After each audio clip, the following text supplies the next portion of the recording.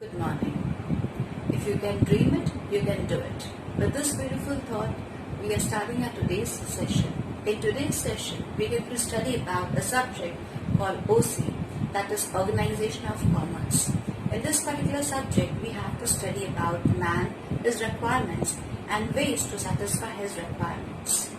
As we have seen earlier, many times we have heard also from many people that man's requirements are unlimited. So here, in this particular subject, in this particular first chapter especially, we are going to see how man is satisfying his requirements. Some of his requirements, you can say, are being satisfied by the nature. But for some requirements, he has to work, he has to earn. Those requirements he himself has to satisfy. So here, we can say some activities he has to perform for the requirements for which he himself has to work and satisfy. Those activities maybe you can say for a farmer, agricultural activity, for a trader, doing trading activity, for any salaried person, he has to perform the job. In this way, he has to earn money to satisfy his requirements. So one can say, in this particular chapter, we have to see the types of activities what he has to perform. These activities are being classified into two parts. One is economic activity and one is non-economic activity. As the term says economic activity, that means by doing this particular activity, he is involving or he is getting economic returns. He is involving money in that activity. He is expecting gains, economic gains from that activity. And non-economic activity means what? In which the money concept is not involved. That means the businessman or any particular person performing this non-economic activity means he is not getting anything in return. For example, a shopkeeper is selling some food grains to the customer. In return, the customer will be giving him money. So this is an example of economic activity. And if the same shopkeeper is giving some handful of food grains to any particular beggar, right? He is not getting anything in return. So that will be forming an example of non-economic activity. There are a number of examples. For example, you can say a teacher teaching in school. In return, she is getting salary. But if the same teacher is teaching her own child at home, she won't be getting any salary. So that is forming an example of non-economic activity. Same area you can say the purpose.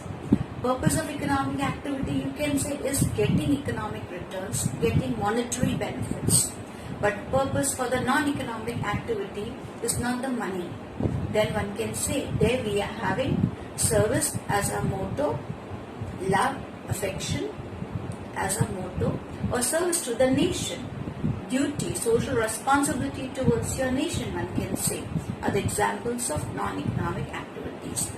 Current example in this I would like to include, right now in present situation, coronavirus is going on, right?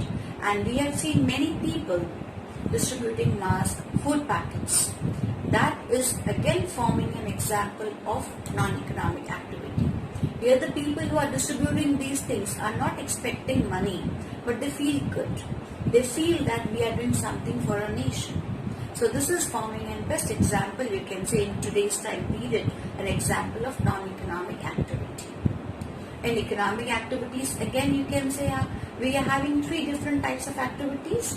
One is your business, second is profession, and the third one is employment. In business, you can say the businessman is doing the activities with a motto of earning profits. We put it in a better way. Business means any legal economic activity being done with the motto of profit. So any economic activity which is legal, first of all, legal means what again? Not being banned by the government. We are being allowed by the government to perform that activity. That too with the motto of profit is said to be a business. After that, we are having another category in economic activities, that is profession.